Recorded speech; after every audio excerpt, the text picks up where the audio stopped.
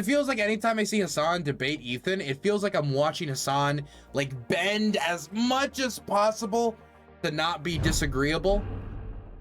Or he'll say something that like Ethan very clearly disagrees with, so Ethan will just like highlight the disagreement, and then Hasan will be like, yeah, I get that. Yeah, you know, I mean, I understand that. But you know, some people might say, and it's I don't know, it just feels like he's like bending and twisting, like playing Twister to stop like an actual objection from happening. Have you guys noticed that when you watch those two talk about something they disagree with?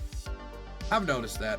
But maybe I'm just, you know, maybe I'm insane. Maybe I'm just seeing things and hearing things. Maybe the shell shock is saying it. I don't know. He's not a very confrontational person. It seems like he's much more confrontational when the person isn't in the room.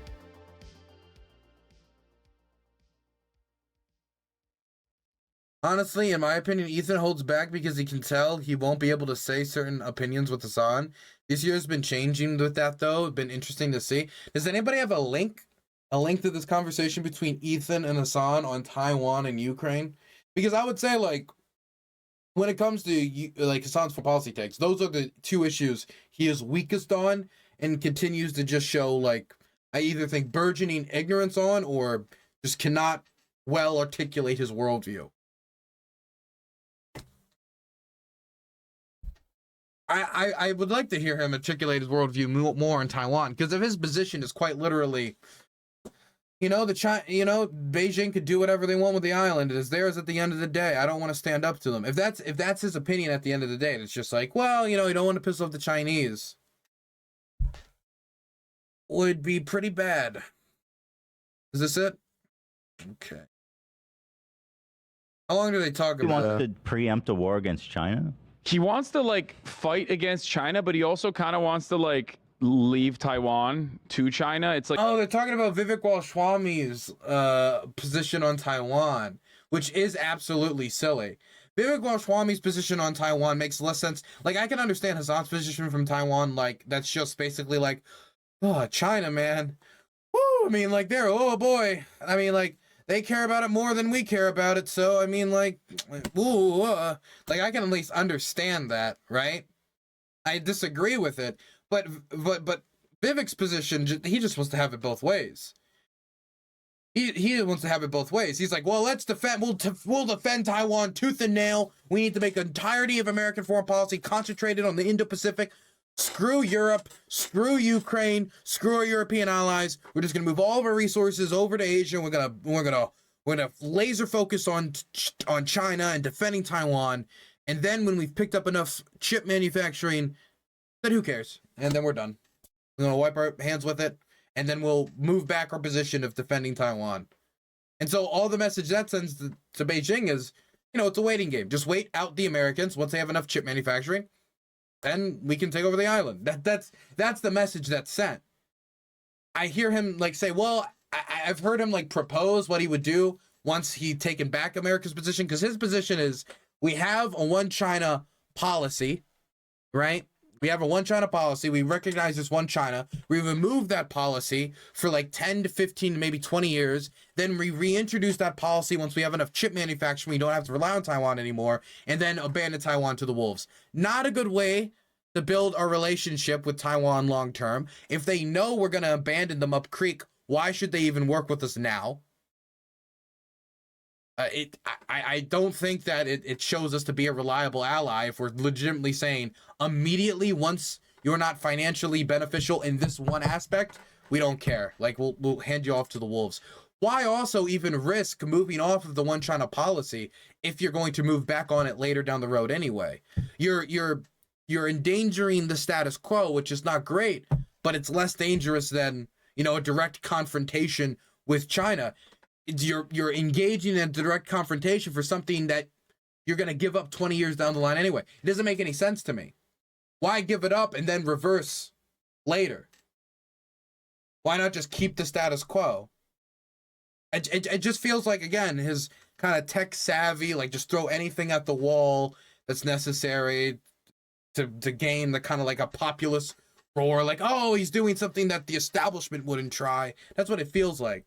Kind of like just a tech startup mentality of just throw whatever you want at the wall. Just see if it works, see if it doesn't work. We need to think like an outsider.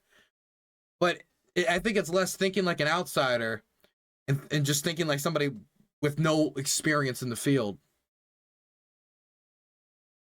Yeah, I don't like. I would like to hear what he would say if someone said, "Okay, let's say you end the one China policy, and China responds to that by blockading Taiwan. What's your next move, Vivek? You broke the status quo. That's how they responded to breaking status quo. What do you do in that situation?" Wilhelm112 gifted 3 Tier 1 subscriptions. Leftist, when you asked what they think about the Taiwanese independence instead of Iraq or Nicaragua. Well, the thing that interests me about this is usually the response I'll get when I am like fervently in defense of Taiwan, and I think we should be in defense of Taiwan whether or not we're relying on their chip manufacturing. Because number one, their chip manufacturing is going to be useful even if we are self-reliant on chips. Keeping the price of chips down helps everyone, especially us Twitch gamers, right? But that's not the only thing. I also ideologically believe that they should have a right to self-determination. I mean, if anything, right, a colony, and that's how Taiwan was treated by China, as a colony. It was also treated by the Japanese as a colony to the indigenous population. A colony breaking off of their overlord after gaining different principles about self-governance and democracy, right? You know, as an American, it's something that I'm sympathetic to, and a lot of my friends are sympathetic to. I don't think it's hard to pitch as to why we're sympathetic to it. It's hard to understand. But the Chinese, what I'll usually hear in response to this is Chiang Kai-shek was an authoritarian when he broke off from Taiwan, from the mainland. He was not like this favorable pro-democracy cool guy. We worked with him primarily for Cold War reasons, not because he was a democratic hero. He wasn't, and neither was his son. But activists in Taiwan pressured the government to change in a positive direction towards democracy, and they did, holding democratic elections that would eventually see the Nationalist Party lose and a Democratic Progressive Party win. And now we have a Democratic Progressive Party leadership and government in Taiwan, which shows that the democratic process is working. That's a great advancement. But what's noticeable about this advancement is that they could have chosen, those activists, to advocate for having the mainland come back and rule over the country, or advocating for a system that is similar to what they have in mainland China in Beijing. But they didn't. They advocated for democracy. They advocated for an end to the white terror, not a different type of terror, a red terror. They advocated for an end of that and for a strengthening of press freedoms, a strengthening of civil representation of the people, and a strengthening of protections for everyday people from government abuses. That's what they advocated for. And that's what they won by blood, sweat, and tears. And I think that if the Taiwanese people want to work with America to protect those gains, as well as produce a beneficial economic relationship with the United States, I think that's good for us. I think that's good for them. And I think we should stand up for them. I think it's the morally right thing to do. And I think it's also beneficial for both the United States and Taiwan. So I have no problem standing up for Taiwan and keeping the status quo, which the majority of the Taiwanese want to. While most Taiwanese now identify more and more primarily as Taiwanese, especially young people, we're seeing more of them want to protect their democracy, and they do identify themselves as independent from the government in Beijing. They also understand if they were to declare independence, that could spark a war. So the majority of them want to keep the status quo. And I agree with that. Not to say that this is a perfect settlement that we have right now, and that us just, selling them weapons all the time so they're continuously prepared for an invasion scenario, that this is perfect. But it's better than a war. And I don't think they or us or anyone wants to provoke a war right now. Not only would it be economically disastrous for the whole world, but it would also be economically disastrous for all the parties involved. So I think continuing the status quo while strengthening Taiwan to determine its own future is the best path forward. Not meaninglessly provoking the Chinese, but also not abandoning the Taiwanese either today or tomorrow, as Vivek wants to.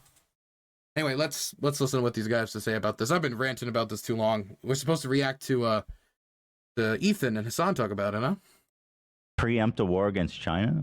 he wants to like fight against China, but he also kind of wants to like leave Taiwan to China. It's like very weird.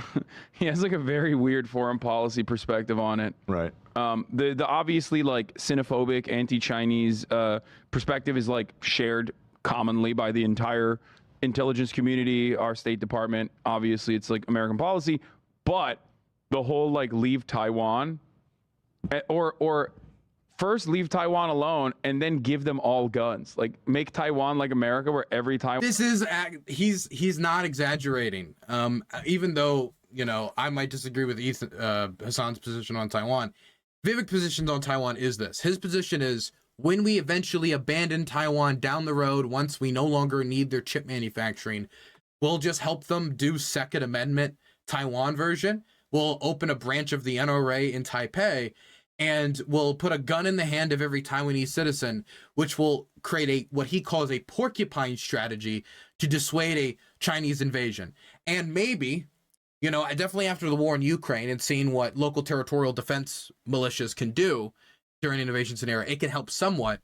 But we're talking about a country that, if you get rid of the mountainous regions, is one of the densest countries in the world that is well within missile range of China. What if China just decided, okay, we can't take you all by force right now because of all these militias. We're just going to flatten all your major cities. I wouldn't completely put it past the Chinese government to do that. All I'm saying is it's going to take a lot more than just a bunch of militiamen to defend the island. If the Chinese blockade it and they can't get in food, they can't get in humanitarian supplies, they can't get in weapons, then eventually they're going to run out of ammunition, they're going to run out of food, they're going to run out of supplies that they need to function as a country, they're going to run out of fuel, and then they're up shit creek without a paddle. So while it might be somewhat beneficial to dissuade Chinese invasion a little bit, if the nation is blockaded, if the island is blockaded, it's just a waiting game for the Chinese, and no amount of militia 3%er power Taiwan version is going to solve that. Every person in Taiwan has a weapon. How do we feel about Taiwan, Hasan? China or not Taiwan? China? Or is it China or not China? That's the American policy. Whatever the American policy is, whatever the American perspective What's your is. opinion? You really won't say?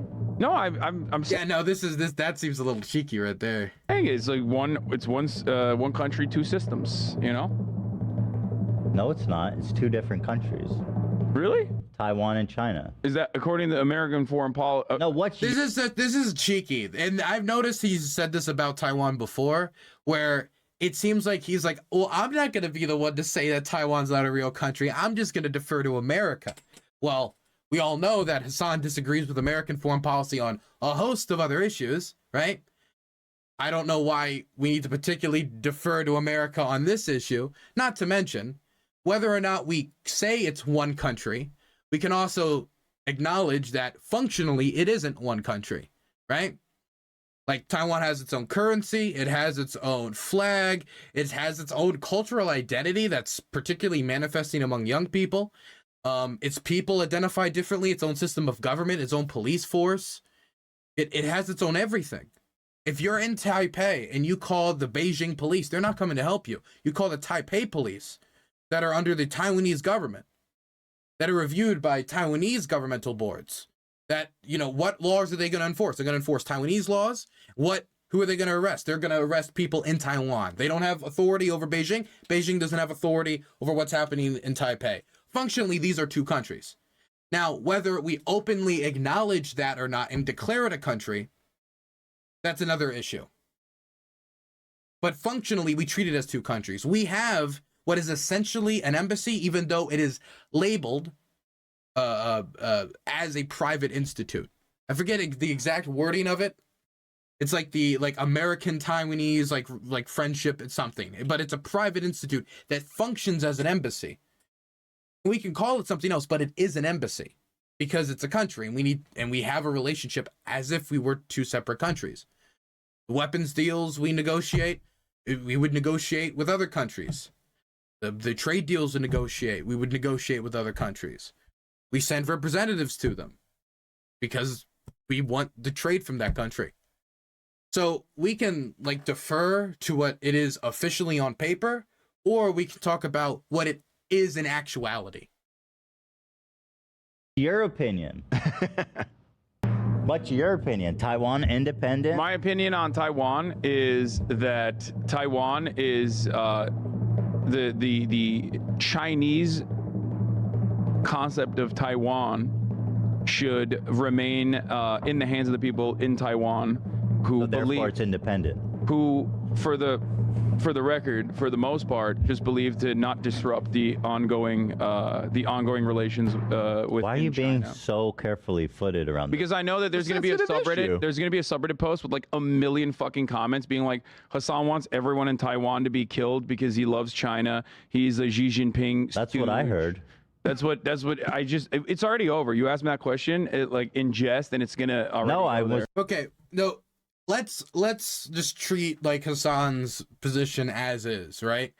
That he believes that whatever the people of Taiwan, the island, want is what they should get, right?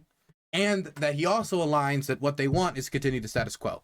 Polling wise, he's absolutely 100% right that they do want to continue the status quo. Now we can talk about why they want to continue the status quo.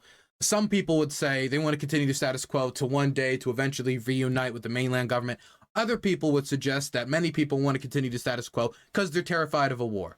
And that's what I would favor. I would say that that's probably why most people want to continue the status quo, is because they're terrified of a war. They understand that Taiwan's one of the most densely packed countries, if you exclude mountainous regions, in the world. A bombing campaign would be extremely destructive, and no amount of like Taiwanese 3%er militia Vivek Ramaswamy plan is going to be able to stop Chinese marine landings or push back against the Chinese invasion if a blockade was to ensue. And if a blockade was to ensue, that could be a giant humanitarian catastrophe. So I don't think that they want to continue the status quo because, you know, one day they would like to reunite under Chinese Communist Party leadership. I think it's mostly due to fear of a war, which is understandable, and I think we should respect their wishes. But here is the tricky part that I don't think Hasan has fleshed out in his worldview. Because I remember I critiqued him a while ago about his position on selling weapons to the Taiwanese, because there was a multi-million-dollar weapons sale that we were going to do to the Taiwan, that we were selling to the Taiwanese, and this was in relation in joint with our Taiwan Relations Act. It was in line with our Taiwan Relations Act, which we've had since the Carter administration, which said that we give Taiwan whatever it needs in order to dissuade a Chinese invasion. We don't give them whatever is necessary to reinvade China mainland and like reconquer it. We don't give them too little. We give them just right, like Goldilocks and the Three Bears. You get it. Not too hot, not too cold, just right. Just the amount needed to dissuade a Chinese invasion. And as the Chinese invest more and more and more in their military spending, invest more and more and more into their navy, specifically for this scenario, and draw up war plans and continue to violate Taiwanese airspace and do hacking operations in Taiwan at in an increased frequency year on year, then that also indicates that we should do what's necessary, or what Taiwan deems necessary, and I think that's what's most important. The people locally in Taiwan will best know what's needed for their own defense. If they indicate that this increase in spending is going to require weapon sales, then we should sell them the weapons. That is where I think me and Hasan would break really hard, because when we have tried to do this in the past, Hasan has decried it as an escalation. But it's only an escalation if you disregard, or it's if you even want to, if I was to give it the benefit of the doubt and just call it an escalation anyway, even though we might disagree, we call it an escalation anyway, it's not including the Chinese military spending increases. It's not including statements from Chinese officials talking about the need to reconquer the island. It's not talking about the long-standing Chinese policy of wanting to reconquer the Can't island. find a name I like gave Casoban a tier 1 subscription. Asterisk can't find a name I like asterisk gave Casoban a tier 1 asterisk subscription. Thank you so much for gifting a tier 1 sub. I appreciate that, buddy. Hope you do find a name you can like. What I'm trying to get at is there's a lot of the picture here that's not being included. I think sometimes people just picture, like, out of nowhere, America has just sent Taiwan a bunch of guns because weapons manufacturers are just, selling weapons for whatever reason. No, a lot of it is Taiwan requesting the weapons and us actually denying some of these weapon sales because we can't meet the demand. Or because, there is some fear of possibly angering the Chinese. But when we just paint it as America saying weapons to Taiwan to provoke China, it's not including the full picture. And if Hasan agrees that the Taiwanese people should be able to determine their own destiny, if they ask for guns to defend themselves, isn't that part of determining your own destiny, being able to defend yourself? I think any anti-imperialist or any force that has tried to dissuade invasion needs a means to defend themselves to dissuade invasion. And it's not like the Chinese military is getting any weaker. Just genuinely curious what you think about it. I think that Hasan Piker am using a gun. I think that overall it's contemporary history is complex. At the end of the day, if the Taiwanese citizens would ever put this up for a vote and we're like, we want to fucking be an independent nation, it's up to them. You know what I mean? They already You can't. done that? No, there is no. No, what Hasan said is true from everything I've read. The most people in Taiwan nowadays support just keeping the status quo, like the kind of But they're strategic they're- ambiguity of The what's overwhelming going on there. the overwhelming majority's consensus opinion is that they don't want to disrupt relations with China, and they also, like, obviously if it was a situation between like full-blown independence versus like becoming a Chinese state, like becoming a part of the Chinese Well, state. do the people of Taiwan like pay taxes in China? Like, do they vote? And I don't know. I don't know if they the even have exact elections. details of that. Do they have like travel status in China? But the thing is, like, as far as Chinese Taiwanese relations goes, like the original inception of the country is Taiwan is a fascist dictatorship that America recognized as the real China until Richard Nixon normalized relations with China, and that's where they implemented the they call it strategic ambiguity, which I call lying.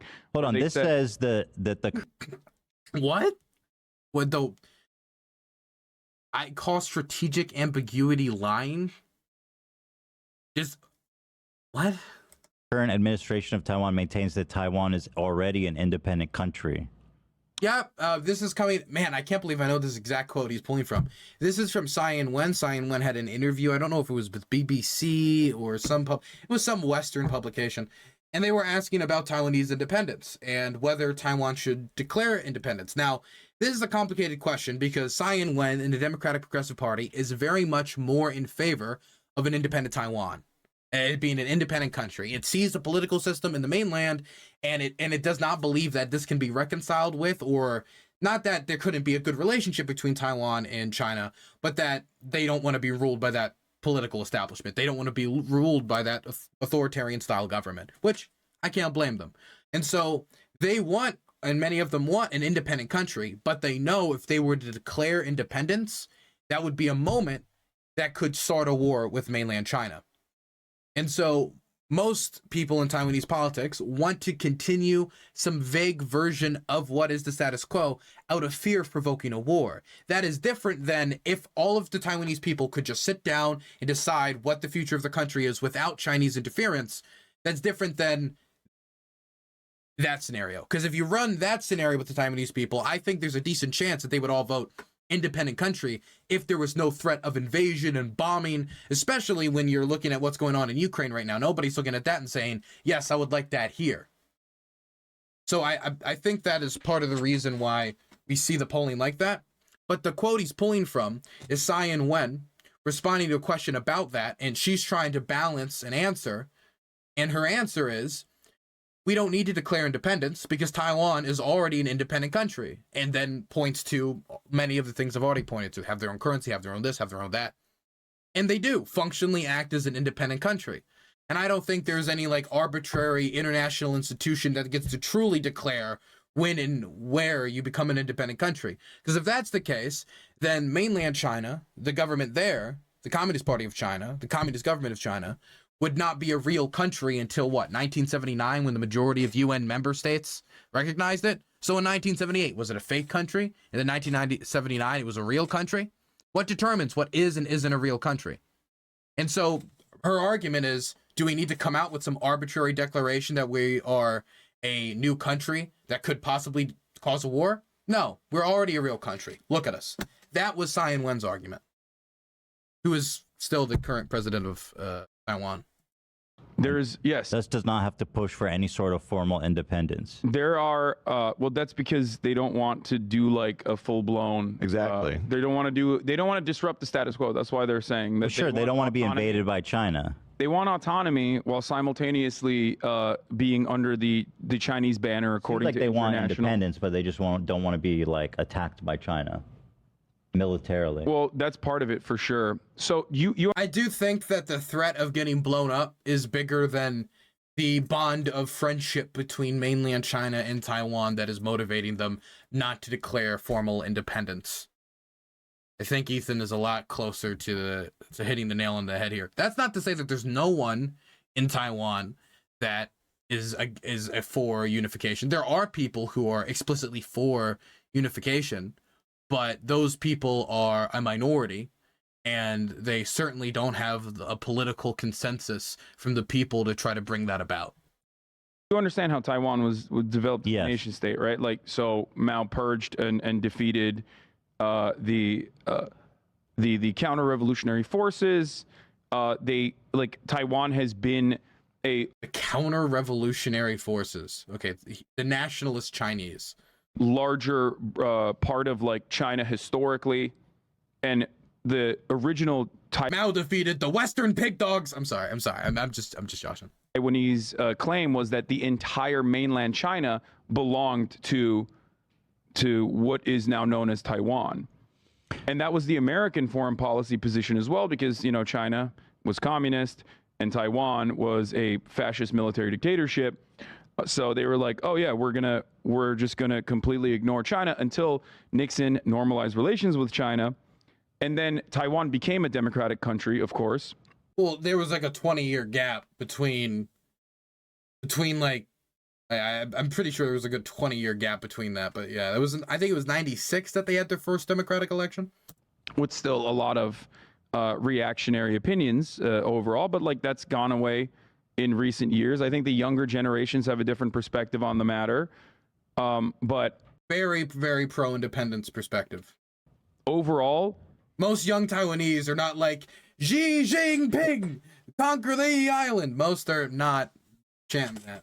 like historically speaking, Taiwan and China being the same country, it has been around for much longer than, like, as Elon Musk said, Hawaii being an American state. Much, much longer.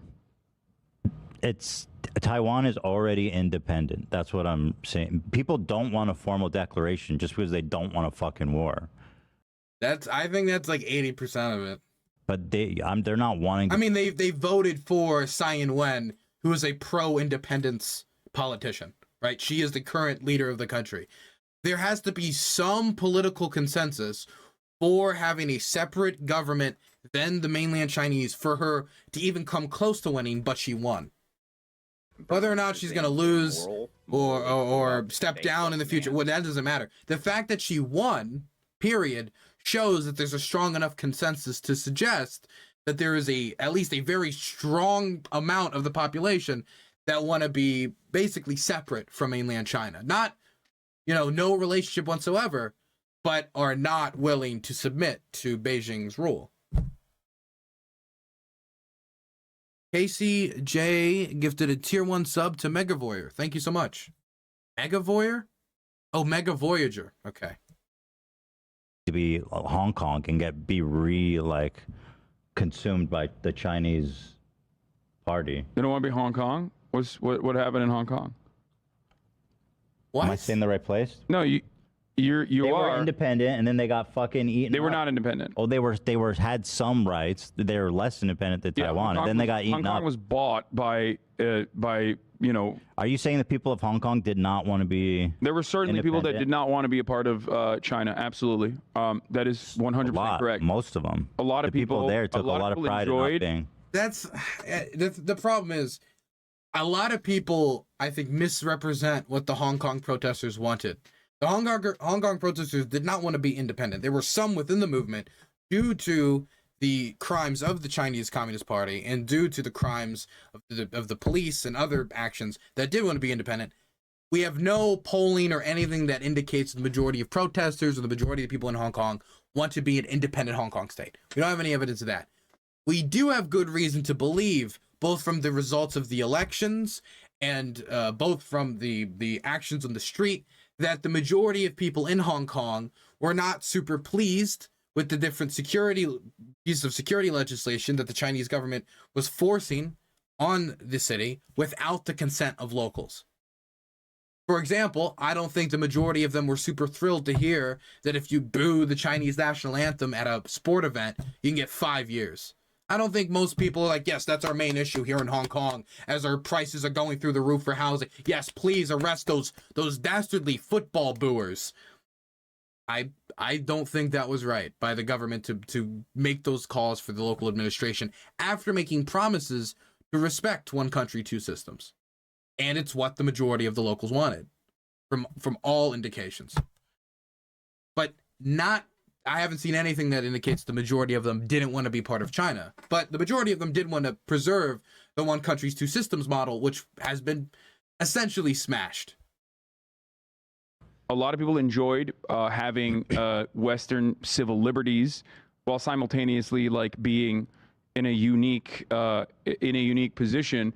But now that China already does regular trade with the rest of the world, because like at a time in like the 90s, Hong Kong was seen as like this prosperous middle ground.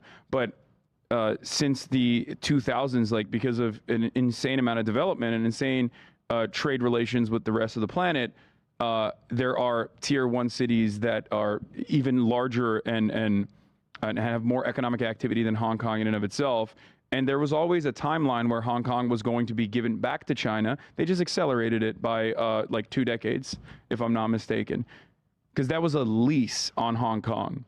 Mm-hmm. So the people of Hong Kong, there were certainly a lot of people in Hong Kong that did not want to be a part of the Chinese state. But overall, if you look at the situation in Hong Kong right now, it's like they claimed that it was going to be devastating, and that has not happened. Not that we know of, because like Devastating in what manner? Like, I don't know what you mean. Like devastating, like when it comes to civil liberties, absolutely, absolutely.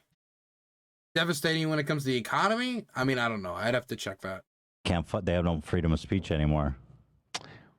Okay. They can't talk. They lost that the part right. is true. You're right. What are we going to learn from that? I will not. They have secret prisons, I bro. do not agree with China's social or civil liberties policies. I do not agree with that at all.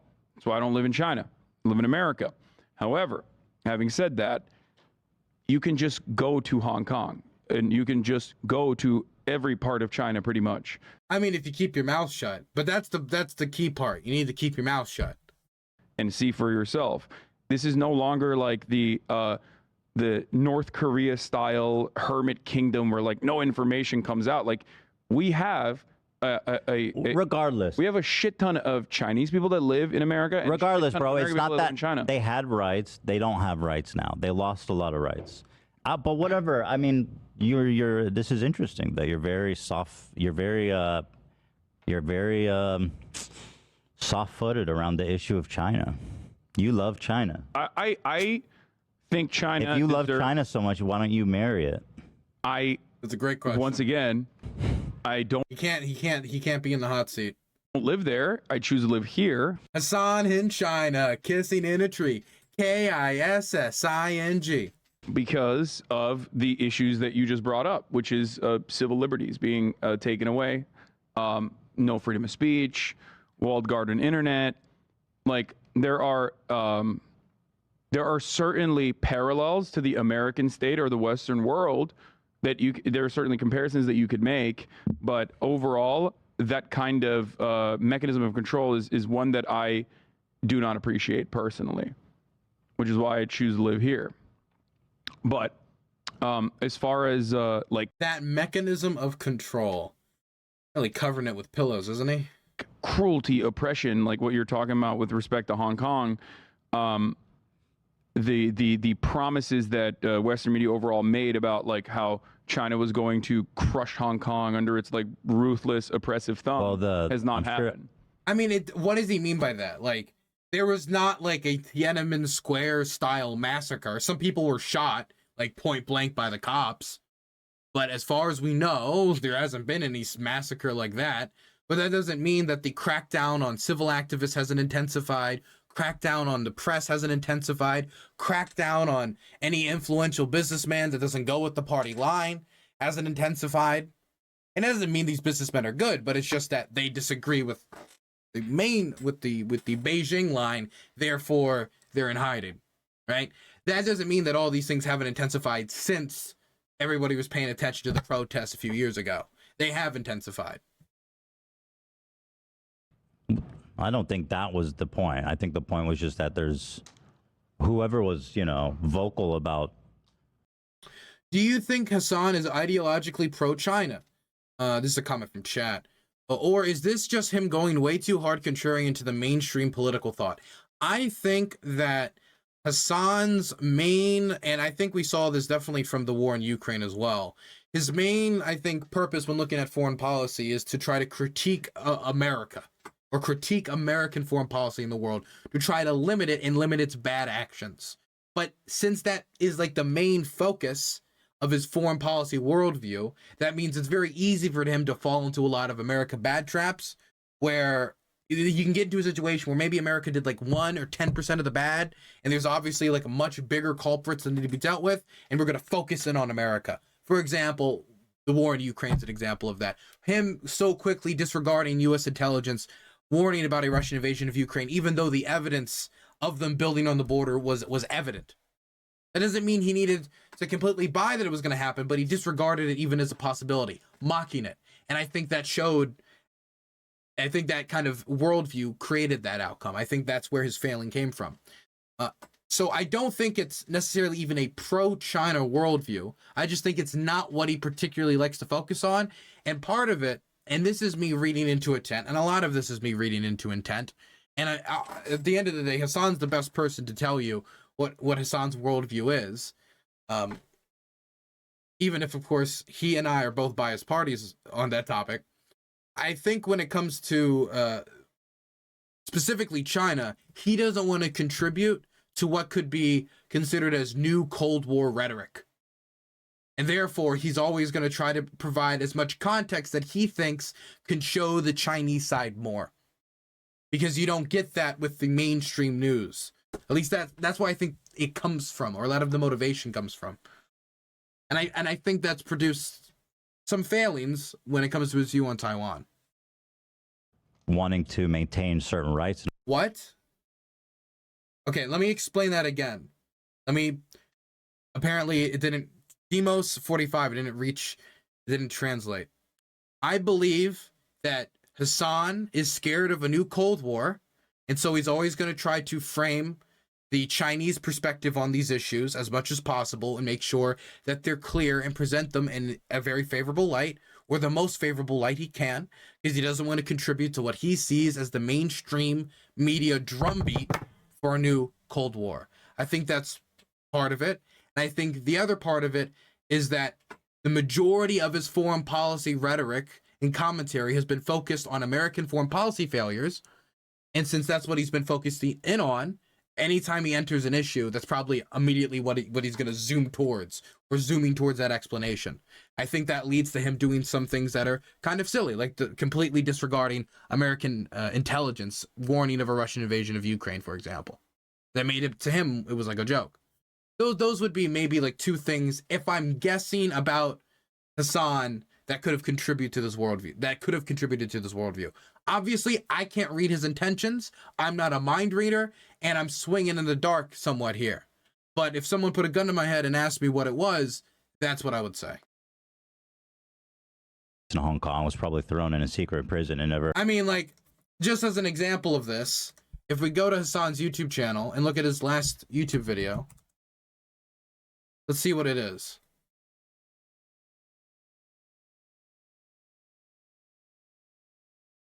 Wait, he changed it. Oh no, there it is. I'm trying not to get banned again, but who cares? 9-2 like Twin Towers. Like, I think it's a little bit like performative in this case, but I think my point's been made clear. Anyway, let's go back to this. Heard from again. I mean, certainly there was political. Yeah. Also, can I just say, it's not even necessarily a bad inclination to be like wary of your own country's narratives in other like foreign conflicts. I think that's a good inclination that most people don't have. I just think that he let it. He got ahead of himself. Dissidents are I'm trying to be as good faith as possible. And I know my audience doesn't like it when I'm good faith. Try to be good faith to Assad, right? I don't think I've gotten that same reach around from Assad, but I want to keep myself honest. Yeah, definitely not the political best. dissidents are definitely like Taken out back.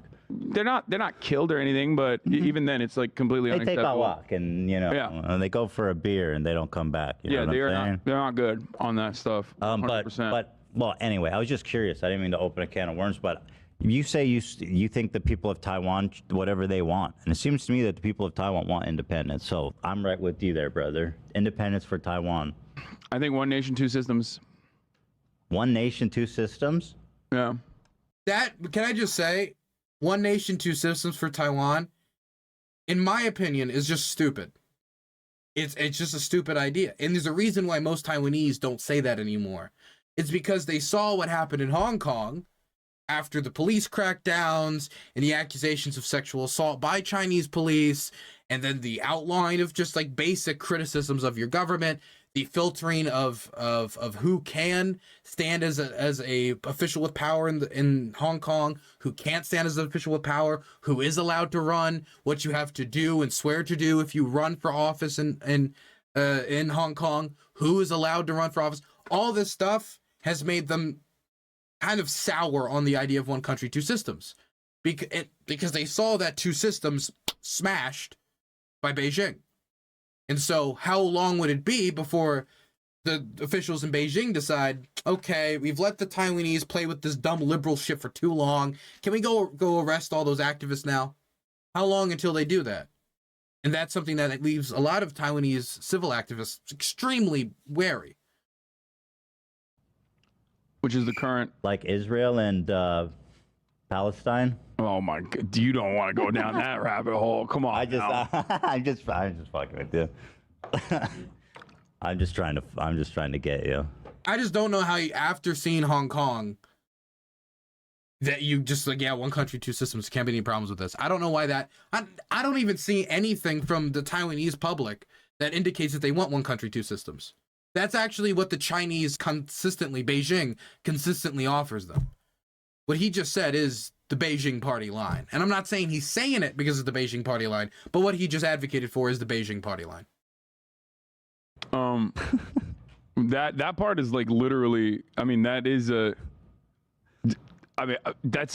advocacy in the opposite direction, in my opinion, where Independence for Taiwan. You heard it here from Hasan. Because remember, like, the overwhelming majority of people living in Taiwan are still Han Chinese. Mm-hmm. Therefore, despite the fact that it's a separate country, it's still like the same people. You know, Americans and British people, they both spoke English. Many of them are of, English descent. Basically the same. What, this whole revolutionary nonsense, systems of government or what, that stuff's gay. That's dumb. That's stupid. Okay? Nah. They're all English. They should all unite in Englishness. I'm being a little facetious, but you see my point. Like Ukraine. The same. People will say Ukraine belongs to Russia for that exact reason. I don't think Ukraine belongs to Russia because well, I believe Crimea at least belongs. Ukrainian nation state. The Ukrainian nation state project, there are similarities. You're not wrong about that. But the Ukrainian nation state project as a well-defined nation state has always has been around for much longer than like Taiwan being an independent nation state. So the people's unless you want to like talk about the indigenous communities of Taiwan and like maybe like Formosa, but for, like even before Formosa there was an idea about Ukraine. Entitlement to freedom. Like you can make a better argument for Crimea being a separate country. See, there it is. But whatever. Than like what I'm hearing is that it's just a function of how old their culture is, how entitled they are to freedom. It's not. I don't think that it's like those two concepts are not the two concepts at play here. Like, So- it's not like entitled to freedom versus what was the other thing that you said? Well, it just seems like you're talking How about old the country is. like their they have some kind of national heritage or identity. Well, the thing that I was mentioning there, the reason why I mentioned that is because you were talking about making a comparison between like Israel, Palestine, No, I was being more silly about that. being the same people, I think makes that kind of, especially existing under the construct of having like one nation state regardless, with freedom of travel in between. It's literally like a mile off the coast, you know what I mean, of China. Having all of that factors into. Well, there's like a single island that's part of Taiwan that's like a mile off the Chinese coast, but the main island of Taiwan is like hundreds of miles away. Like whether there's going to be assimilation or not. And there is no need for assimilation even. They have like normal trade relations with Taiwan, you know what I mean? It's like, that's why it's considered to be a delicate political conversation, but one that currently the current system benefits both. And so if places. China takes military action against Taiwan, Ooh, here's the hard questions for Hasan. This is the stuff I wanted to hear. as some people speculate may happen. Yeah, I mean, that would not be good. I don't think that would be good. I think that would be really. War bad? You know what? I think we can all find unity that a war in Asia would be bad. I personally would like to declare that war bad. It's bad to kill your fellow man. There you go. All my good boy points. Really, really terrifying. It would be disruptive for the entire global economy as well. Right, but I'm just mean like from. I mean, it's not even just like, if there's a war in Taiwan, depending on how it goes, you're not even just talking about a chip manufacturing shortage for like the length of the war. Depending on if China like flattens their cities or not in their manufacturing capacity, we're talking about like Taiwan losing its chip manufacturing capacity, and so the world losing like 40 to 50% of the world's like highest quality microchips. I mean, that would be absolutely economically devastating, especially for the U.S. economy. Whose army are you joining? No, Whose front line are you fighting? I'm fucking moving to Taiwan. I'm moving to an Is this undisclosed conversation? location. I'm moving to an undisclosed location. I'm on the front. I'm gonna be on a fucking line. ship. Whoever has the streaming. best computer chips, I'm fighting for. Okay. Taiwan. I'm a chip boy Well, myself. If it wasn't for America, China would have some pretty solid chip technology, but America's like regularly trying to stop that process. Like they went to the Netherlands to be like, I don't like. Okay, this is cap in my opinion, because the thing is, a lot of it's also just like straight up like identity, like not identity theft, but like IP theft. So a lot of their developments is, number one, because of American like technology sharing after Nixon like unfroze relations, and a lot of it is just straight up stolen IP. So as much as we're trying to limit technology sharing and them getting advancements from us now, for the last 30 years, there's been a lot of sharing, man. A lot of kumbaya around the fire pit, you know? you can't sell China your chip technology, which is fucking insane if you ask me. It's incredible the takes in chat. How many people are like, just the polarization of this topic. It's fucking insane. Well, of course there's going to be polarization on the topic because the American media has been gearing people to be across the board like This is see what I was talking about, why I thought that Hasan had this position. I said he is most likely terrified of a new Cold War mentality between America and China drummed up by the media. Therefore, he's going to try to portray the Chinese position as favorably as physically possible. And there it is. I mean, I don't know. I think my batting average on Hasan is pretty good. vicious no matter what to any foreign adversary China being the main foreign adversary now. So people are going to be very passionate in their defense and start saying, we care about the people in Taiwan. You're not talking about the people in Taiwan. You don't So care it's about them. it's the media. If it weren't for the media's propaganda, people would not be siding with Taiwan. Yeah. I mean, think about it this way. Really? Is that his position? We actually see more support among Americans for Taiwan than ever. And Congress has always been very supportive of Taiwan. In fact, it was Congress that checked presidential authority on Taiwan multiple times when Nixon and Carter and other administrations wanted to abandon Taiwan. They didn't need to do anything during Reagan's term, because Reagan was like writing up speeches about Taiwan that certain aides were saying would really just like have infuriated the Chinese that they never showed publicly, right? But during many presidential administrations, they specifically wanted to sell out Taiwan, and it was Congress who jumped in the way. And for example, during the end of the Carter administration, passed the Taiwan Relations Act to make it so that there was always some stream of American support headed to Taiwan to dissuade a Chinese invasion, which I think has been a success. I mean, been 50 years, hasn't been a war. Taiwan has relatively decent means to defend themselves, and a lot of war game scenarios has Taiwan winning, which at least leaves the Chinese second guessing any invasions plan. So I would say that the Taiwan's Relations Act has been a success. So I would say that the media, like the idea that out of nowhere there's just they're gonna like manufacture the support for Taiwan. The support for Taiwan, when it comes to elected representatives, has existed for longer than even their presidency has really been that supportive of Taiwan. And that goes all the way back to Eisenhower, when Eisenhower wanted to kind of abandon the nationalist Chinese, and it was Congress who stepped in the way to stop that. But that's the first thing. The second thing is that the American public supports Taiwan at a larger scale than ever, with it being like recent polling showing like 45 to like near 50% of the American public wanting to support Taiwan in a war scenario, which is the highest it's ever been.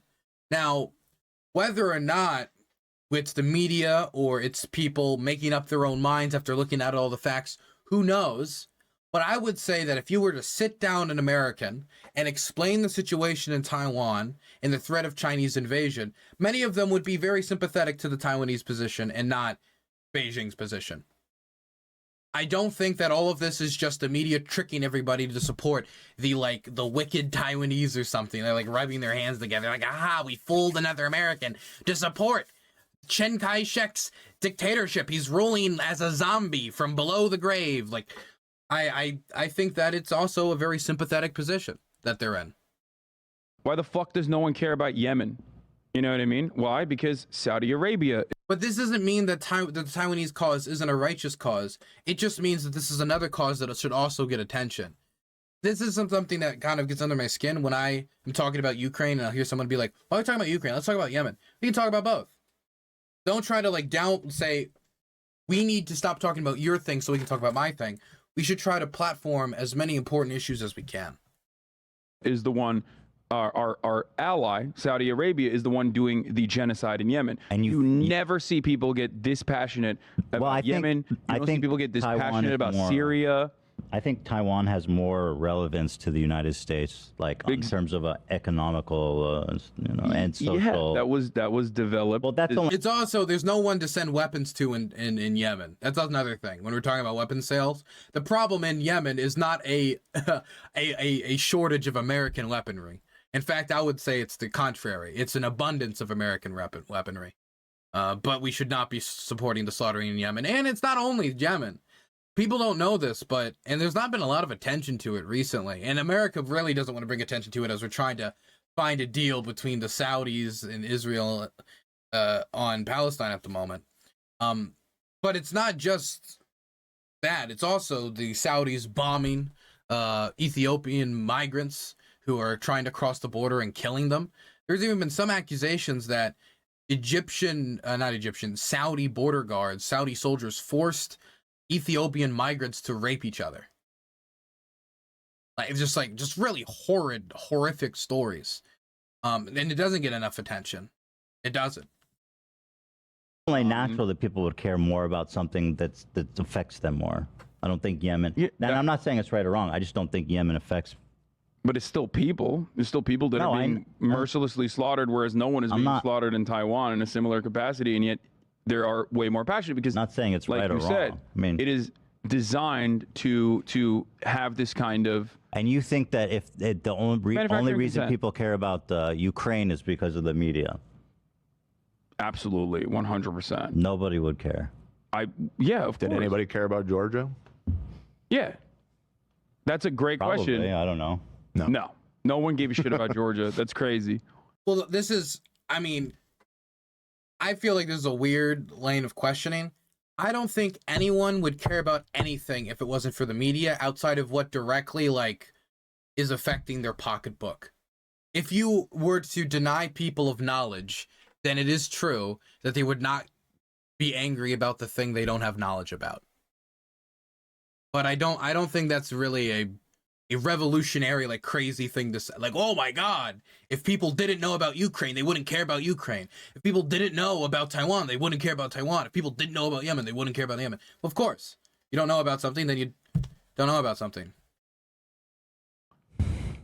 But I like the critique wouldn't be, so the media shouldn't talk about Taiwan or the media shouldn't talk about Ukraine. The critique should be, media should also talk about Yemen more. Maybe instead of as much culture war nonsense. Hold on. Well, I mean, what about in Europe? They seem to care about Ukraine a lot. It's the similar principle. Media is still media everywhere around the world. I mean, it plays Ukraine a very significant role in people's. I mean, like, so it would just be, in this case then, like, even it's more directly affecting Poles, Estonians, Latvians, Lithuanians, but even if they weren't told about it in the media, then also they probably wouldn't care. Not because, they wouldn't care, it's just if you deny someone of knowledge, they can't care about something. Like, I wouldn't care about my grandmother's death if I didn't know what happened, because I just wouldn't know. Hold on. Ukraine borders Europe, and I mean, I'm not saying it's right or wrong, but Georgia is not really in such a geographically, strategically important location People should have cared about the invasion of Georgia, though. It was a prelude. As Ukraine. Okay. Well, I'm just explaining why people might care more about Ukraine than Georgia. And I'm not saying it's right or wrong. I'm just saying Still why. people. It's the people that are being ruthlessly slaughtered. I'm just saying, because your theory is that the support for Ukraine and Taiwan is essentially manufactured, that it wouldn't exist. It shouldn't exist.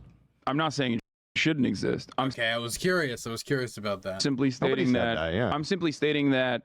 It's manufactured. People only care about it because they've been tricked to caring about it. It's not tricked, but dude, like, normal people don't think about foreign policy. Are you saying that you don't think that normal people's opinions about, like, international matters are shaped by what they see on the news and what's prioritized? I'll give you a better example. Of course it is. Hold on, because I'm being double teamed now, so I need to speak. Okay. Of course it is. But this implication I ain't normal people. that you're like, if you say nobody cares about Taiwan or Ukraine because of the media, it implies that, the support for those two countries or care for those two countries is like, manufactured. That it's really not sincere. That's what it sounds like. You jumped That is what it sounds like, yeah. to that. Nobody I'm said. sorry. No, but- I am saying that. I think, he is saying yeah, that. I'm saying that the support for the overwhelming majority of Americans, for any country not authentic. any country that the United States of America has a genuine interest in, is manufactured in either direction. It can be manufactured carelessness and inconsideration, like being inconsiderate and ruthlessly violent at certain points, which is the example I was going to use with 9/11 and what we did post 9/11. Or it could be manufactured in the other direction, where it's like, this is the just war. This is the just war that we have to fight. I mean, it is a just war. I mean, I just don't. There's no arguing it on the merits. So it's just like saying, well, the media. If people didn't know about it in the media, then obviously they wouldn't care. Oh yeah. But this is how knowledge. Like, if knowledge did not travel to people, right? If the brutality of this war, then people would not care about it as much. That is true. But I also think that if you were to lay out all the facts of the war in front of any American, that most of them would end up supporting our current policy to Ukraine, if not wanting it to even be more supportive of Ukraine. And I think the polling indicates that. Like we did in Vietnam originally, when there was need to generate popular support for whatever kind of action America consistently takes. Now, I'm not denying that propaganda exists. Yeah. Think But I about it am this way. saying that like the comparison of Ukraine to Georgia is not apples to oranges. That's all I'm saying. It's not. I mean, I don't like. I believe that people should have cared about the invasion of Georgia, too, because it was a prelude of what's happening now in Ukraine. And if we would have paid more attention, maybe we would have been more prepared. But putting that aside, the invasion of Ukraine is the largest war in Europe since World War II. We're talking about well over 1 million men across the fields of Ukraine shooting at each other. Right? That is pretty massive. So I do think that sometimes the scale of the violence in this country isn't truly appreciated. The largest war since World War II. We have Russian submarines getting sunk for the first time since World War II. We have mercenary armies doing semi-coups against the Russian government, marching on the capital, shooting down Russian jets full of Russian airmen, right? Assassination and intrigue and targeting of civilians and massive dam explosions that cause massive flooding. I mean, we have the most the most artillery intensive war since, well, I don't even know since when. It's a gigantic war that I think no matter what media outlet is talking about it, deserves good and consistent and heavy coverage. And I don't know what the media could have presented differently outside of the type of lies that Tucker Carlson pushes that could have shifted the Americans' perspective on the war. If the media engaged honestly about the war, I don't think there's anything they could have done in changing the coverage and doing it well that could have led to more Americans not supporting Ukraine. The more information they have about the war, in my experience, leads to more support. What do you mean by this? That Ukraine borders like mainland Russia or Europe. Okay. Europe cares a lot about it. Okay. I would say that it's probably more. I would say that in Europe, there's probably more of a not controversy necessarily, but it's a more divisive issue in I think Europe than it is in America, most likely. It's also like, you know, not the best look, precedent when like tyrants start land grabbing in Europe. Generally I don't disagree with that. I agree with you. I think that and so I understand why people don't like completely the Ukraine unjustifiable, and it's also, even if you're like pro-Russia, pro-Vladimir Putin, anti-NATO, right? Even if you're all of those things, it is a laughably idiotic thing to do, because all you've done is now galvanize NATO support in Europe and justified it, because that was the entire reason for NATO's existence, is to stop the USSR. I mean, like there was genuine discussion throughout Europe about the future of NATO, especially after Donald Trump was talking about pulling out. And it was like, what is, like, should we break off from American support? And I mean, what is the future of NATO and this organization? How the Soviet Union is gone? All of those questions are gone now. Like all of those, like I don't hear anybody asking those questions anymore. Stop communism from thriving. And obviously, Russia is a very different country than the USSR was, and is no longer ideologically aligned with. By the way, NATO was not just to stop communism from thriving; it was also to stop the Soviet Union from invading other nations in Europe and just completely steamrolling the continent. Communism at all. It is a state that Western capitalists basically redesigned and propped up oligarchs, including people like Vladimir Putin. So, despite all of that, it's still utilized as a protection racket that you basically justified its existence of by doing such an unimaginable. NATO is a protection racket? What? I mean, if you ask any of the countries that are most threatened by invasion, Estonia, Latvia, Lithuania, Poland, like none of these countries are going to say it's a protection racket. Right? If anything, those countries were asking to join NATO, and the people who were the biggest advocates for NATO's existence were the Eastern Europeans, who were most directly at threat of a future Russian invasion. like Estonia, Latvia, and Lithuania. And now we're seeing from the Russian government them just openly stating that, yeah, we want Estonia, Latvia, Lithuania. We want all the post-Soviet territories. Yes, that is our policy. Our policy is in line with the Russian idea that we have a special destiny, and it's a destiny to lead the Christian world, yada, yada. I mean, I don't know how we describe that as a protection racket. Imaginably cruel. Not to mention, it's like not like NATO went toward like across Europe, like join. You must join NATO. Like that didn't happen. In fact, didn't France leave NATO during NATO's like that was during the Cold War? Didn't they leave and then rejoin NATO for a few years? They went through like an emo phase or something. Or am I completely misremembering? I think I might be completely misremembering. It was the EU? Yeah, I think I'm mixing up the NATO and EU.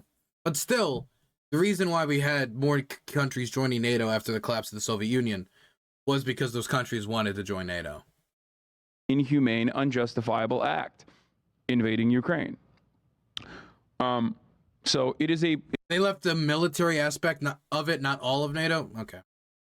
It's a strategic blunder, even if you're like pro-Russia. I do think that I just think people are capable of caring about it without... Well, I mean, I care being about like, it. you know, I care about it. People sincerely care about it, even though, you know, you think it's unfair that people didn't care as much about Georgia, you know. That's my point as well. It's not necessarily just not caring about Georgia. My opinion on this is that we, as a nation here in America and all around the world, are not immune to propaganda. No. As a matter of fact, every piece of information that we analyze has a great impact on our decision-making process, and therefore doing a full media blitz on any particular issue is usually going to yield these kinds of results and this kind of support, which without that kind of media blitz would not exist. Does that make sense? Again, I'm not denying that propaganda exists and that we're all, you know, And the example, but he does not know that if the media was to cover these conflicts 100% honestly, and with the amount of coverage that they deserve, that the American public would not end up saying, okay, yeah, we support Taiwan. Okay, yeah, we support Ukraine. I don't think that's the case. I don't think it's just because of like a few media tricks or some like velvety words from somebody saying, please send Ukraine the money. You know, someone like crying Ukrainian child, like staring into the camera. I think also on the merits of the cause, the American people would still stand with Ukraine. All I was going to use was our justification for the invasion of Afghanistan. And I mean, like, let's talk about how the media has handled the war in Ukraine, right? Because I think he's just like painting a picture like media came out every day like bomb Moscow, right? But the media constantly played into the idea that sending ATACMS or sending tanks or sending really Ukrainians anything could be considered a dangerous escalation. Constantly talked about off-ramps and where is the off-ramp, and a lot of them have really just been sure to highlight any failure that the Ukrainian military runs into, definitely with the recent counteroffensive in Zaporozhye, any problems that the Ukrainian military ran into. Sometimes I would even say overemphasizing it.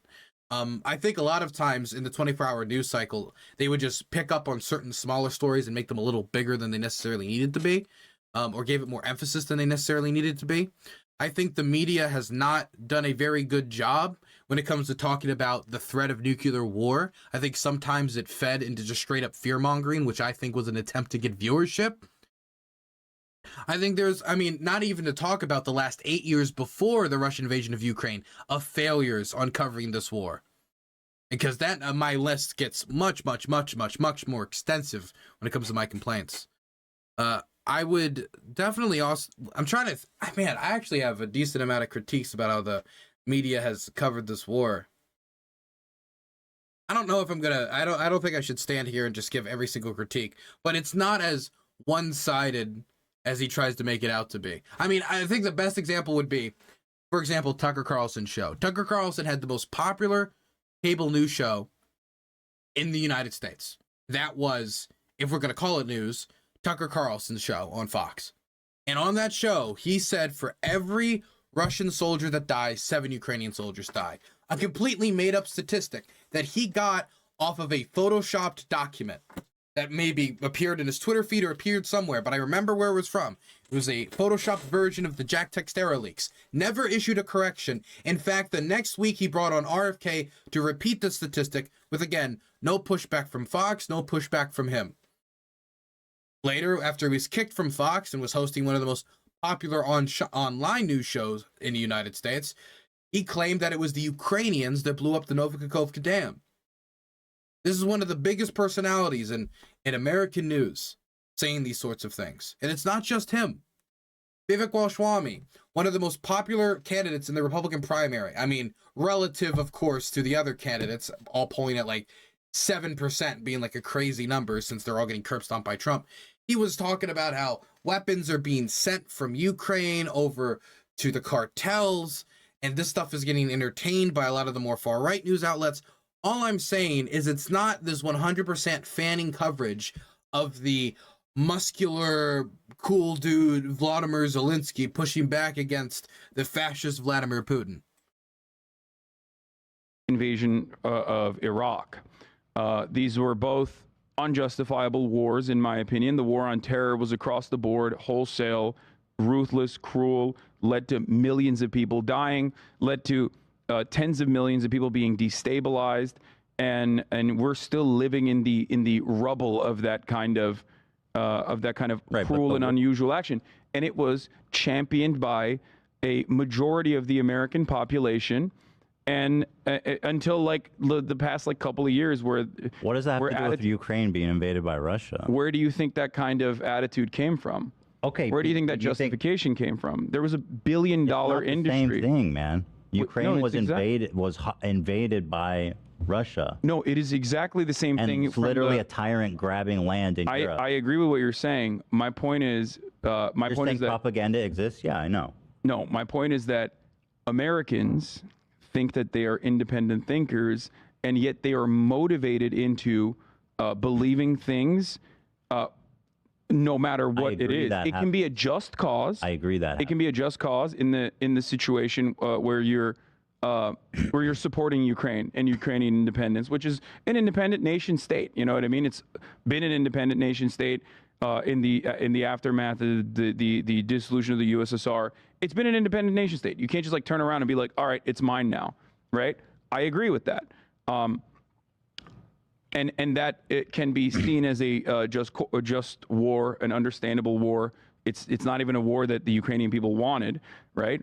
But having said that, the American support, the full-throated support, is absolutely a. It doesn't seem like there's full-throated support. There's a lot of people that don't support it. There's a very diverse opinion of if you looked at polls in the original invasion, the amount of support seems like there's a lot of conservative people who are like Putin simps, and then there's also a bunch of like lefties, like and I don't mean that derogatory. Those aren't real lefties. Who aren't like who are like the guy we were speaking to, the communist professor. Richard Wolff? Yeah, who's like kind of he people like him are also very anti-Ukraine in general. I don't know his entire perspective. Richard Wolff's I would have to go back and check, but I remember listening to Richard Wolff on Ukraine and just being unbelievably unimpressed by what he was saying. Just unbelievably unimpressed. Doesn't seem very bullish. I would have to go back. It's probably a Dylan Burns live segment you guys can go back to. But I remember I would have to go back. I remember he was talking about like refugee numbers or something along those lines. And it was just like baffling the mental math he did. I have to go back and check, but I was not impressed by Richard Wolff at all. I don't think you can be pro. If you are offering even critical support to Russia, or not Russia, but like Vladimir Putin in general, I don't think you're doing the right thing. I don't know what's his position because he didn't really flesh it out. I think you're lost in the sauce. I think you're lost in the sauce in the sense that me or him. No, like anyone that is like, oh no, Vladimir Putin did the right thing. He has to have this. I don't think people are saying conquest. that. I think what I hear is like Ukraine. Zelensky is also, a shit starter, and it's their problem that we shouldn't get involved in. I don't know. I think there's a lot. There are people who like claim to be socialist or even communist that are like defending Vladimir Putin, but they're marginal. What, Dan? You seem to think that the Ukraine war isn't something America should get involved in. When did I ever say that? What are you talking just about? based on what you were saying about Georgia. No, we were having a discussion about how media shapes narratives in the United States. And I was saying that, again, I'm not talking about in Europe, I'm not talking about in the rest of the world. In the United States, the Russian invasion of Georgia was a non-story. Nobody gave a shit here. But it's different. And it is different. There's difference. It was a sovereign nation that Russia invaded. Because it doesn't have the same proximity or the same importance within as Ukraine, I think. Right, but we're talking past each other like that. I'm not. Ukraine is more important to the United States know. strategically. That's why it gets attention. We're saying the same thing. It's not. I don't think it's only that. Right. I think that's part of it. I also think it's the 8 years preceding it and all of like the compromises that were attempted to be made, where there was no build up or attempts really at any compromise when it comes to Georgia. There were no compromises. A lot of it's literally just selling out to the Russians. If I'm being blunt with you, it's on a much grander scale. Again, the largest war in Europe since World War II. It has come with a lot more Russian failure. The war is lasting a lot longer. I mean, that was in 2008. Now it's 2023. I think media has also changed a lot in the last 15 years. I mean, I would have to, I mean, I don't know. I'd have to really sit down and figure out all the reasons why.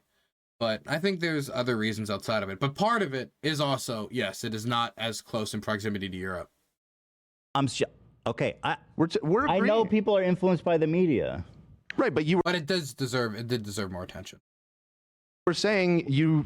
Fun fact, after Vladimir Putin invaded Georgia, he came out and said that there was no ethnic issue in Ukraine and that Crimea belonged to Ukraine in order to dissuade any fears that after invading Georgia, he would invade Ukraine. He would then proceed to invade Ukraine 6 years later. Think that people, are allowed to care about things genuinely. Nobody's saying that they're not allowed that you're not allowed to. I mean, not allowed to, but Hasan was saying. What was I saying? That it's a manufactured support. It absolutely is. Yeah, and that is something that the U.S. media does. They manufacture support for U.S. foreign policy. You were saying I jumped to conclusion. I'm not saying that all U.S. foreign policy is bad, but I think it is unquestionably true that the U.S. media crafts people's. Of course. Yeah, it crafts the narrative. So what is the disagreement then? What if maybe I'm not using there's the implication that support for Ukraine or Taiwan is not authentic. Right, that you're purely falling for U.S. propaganda. That's not necessarily true. I do agree with that, yeah. And then you, Dan, said... I don't think that was necessarily true. The examples I use are always like, America has 800 military bases all around the planet. We have our hands in everyone's pockets, right? And there's active conflict happening everywhere around the planet all the time, and the United States is involved in it. If you are not thinking about it, if you're not thinking about something happening specifically, that is because, for the most part, the media has not covered it. For the most part, the media is. All right, I'm over it. Let's move on. And I think that I don't want to talk about it anymore. That is deliberate. That is by design. It's like just not even fun to watch, probably at this point, or talk about. Okay. You want to talk about Lauren Boebert being a psycho? Okay, that's enough. Okay, I think we wrapped this up. Man, I still would like to see somebody ask Hasan, what should our weapons sales relationship with Taiwan be? How should we help if he, because it seems like at first he was like, whatever the Taiwanese people want, but then said one country, two systems, right? Which there's no evidence that that's what the majority of the Taiwanese want. So it seemed like his earlier position is kind of contradicted by his later position. And also, if we go with his original position, which is continue the status quo, would he acknowledge that we're going to need to supply Taiwan with weapons to defend itself if it is to protect the status quo? I'd like to see those two things brought to Hasan. Okay, that's enough of that. Let's move on. We got other things to talk about.